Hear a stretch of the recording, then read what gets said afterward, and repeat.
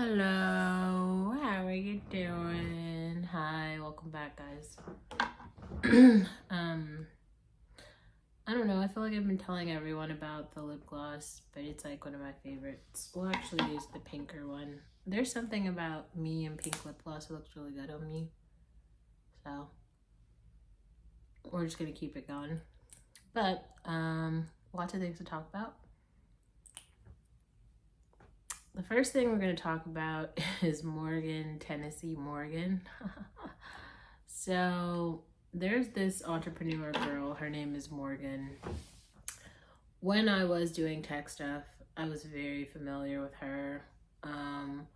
She's like one of the founders of this company called Blavity. Now, Blavity is this media company that covers kind of like Black issues in Silicon Valley, mostly like what's happening with the Black people in the Valley.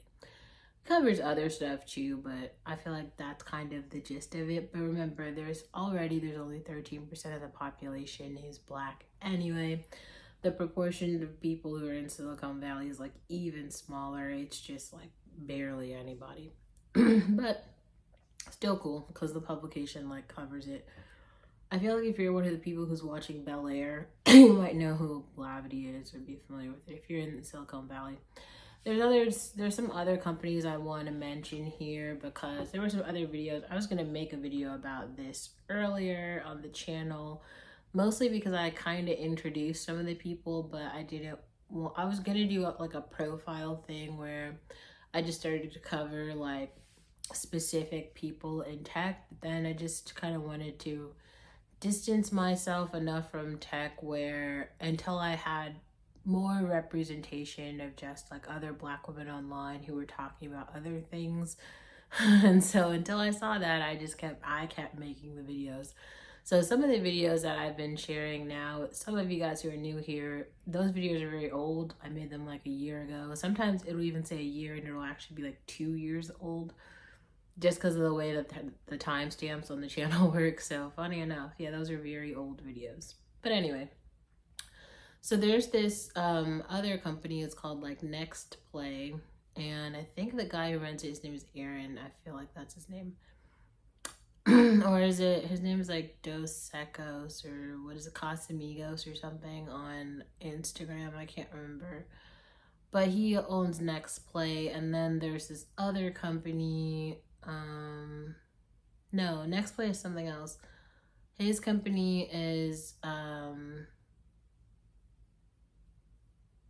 my god, I can't even remember.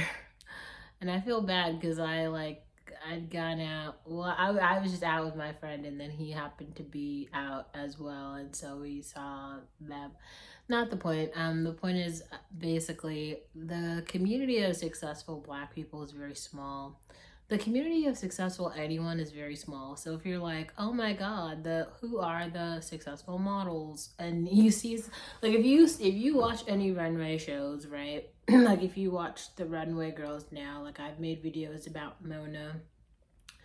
I've made videos about Leah Kabidi. I make videos mostly about like the Black models just so that other people from the Black community are aware like who are the beautiful people.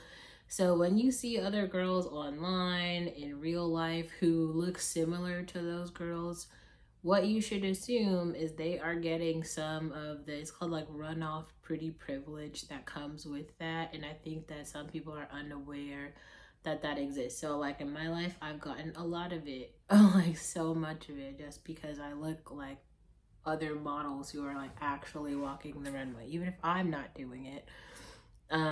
It's very clear that like my look sells. So when they kept putting a bunch of shit out that was about like Yara Shahidi, and she had like my big hair and then my skin tone, and it was just like okay. And then it started to kind of tell my story. Let's go back though of why that is. Why do I keep using Yara Shahidi's grownish photos in all of my shit? Mostly because like that was my story. I actually dropped out of, I was going to the University of California, Davis, and I was studying computer science, and then I did a whole bunch of internships in tech as like a software engineer.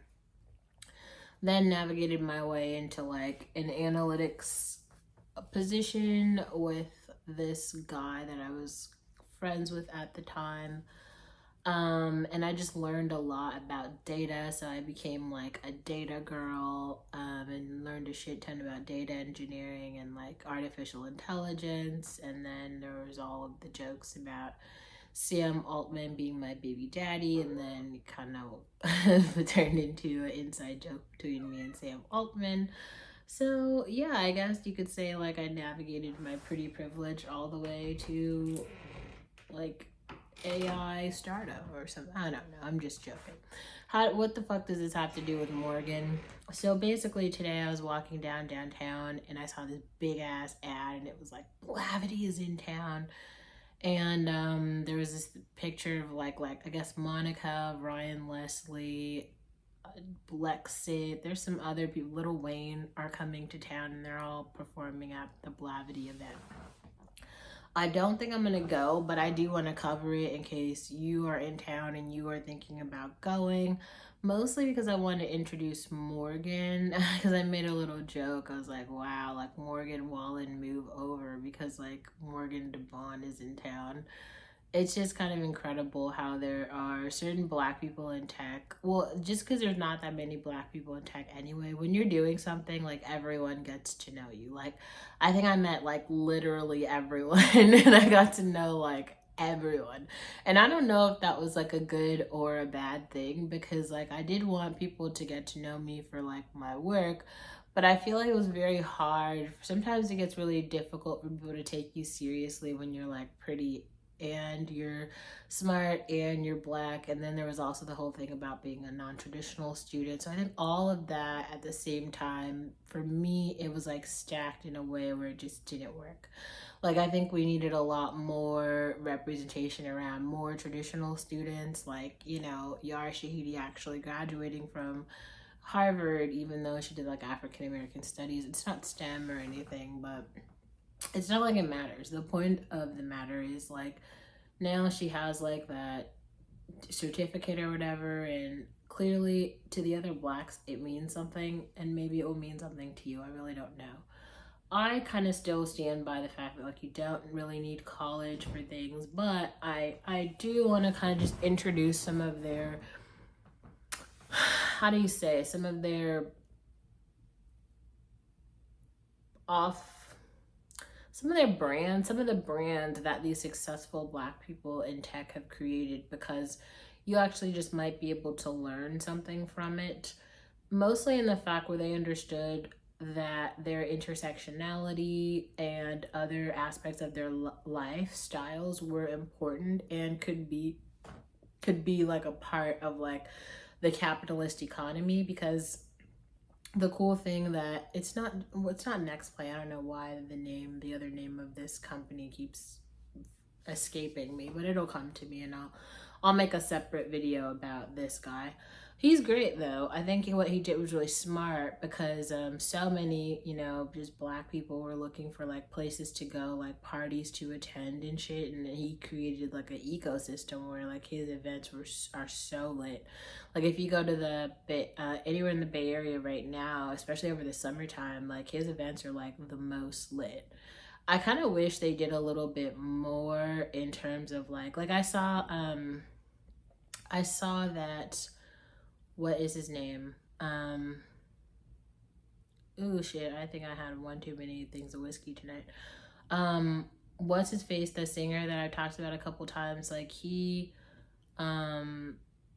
actually we'll make a video about him tonight after I do this one. He put one of the models that I always talk about on this channel. She's like the main girl in his new music video, and that makes a lot of sense. It's really great because she's like a darker skin, really, really gorgeous like model, and it's like she's just so pretty. So that that's a real big win. I think mostly for him. She already has like a ton of work and a bunch of businesses and shit, but like, you know, it just kind of feels like it makes sense. Because another thing I feel like I keep seeing, like a lot of like really gorgeous black women are going to have so many opportunities to date with a lot of people who are not black. And I think that some, not all, but some black men are under the impression that like they are the only competition or whatever, and like whatever they say becomes, you know, law.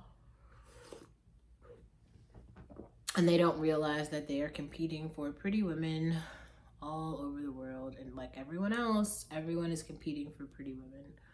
Everyone, everywhere. And so if they want to participate, they're gonna have to compete too, because you don't just like get shit. You're gonna have to steal that girl off of some other guy's arm. That's the reality. Anyway, Morgan is in town. The Blavity event is happening. I'll tell a brief story about, I think other people have told the story about how she started Blavity, but she was an intern at Intuit and then noticed that there wasn't that many black people in Silicon Valley. And so she was like, we should, you know, create something for ourselves, some platform where we're talking about our own experiences. And so she started like a news media company. And that's what Blavity is. It just, I think they have like some shows now, but it mostly just started as like a news publication, kind of like the New York Times, but it's just like her publication, and it has a lot of funding now, and it's pretty big. So it's kind of cool for them to have an event in Nashville. It's kind of branching out, especially as Nashville is becoming like an entertainment hub. So that's very interesting. If there are any content creators, especially black content creators in the Nashville area, you should probably go. Yeah,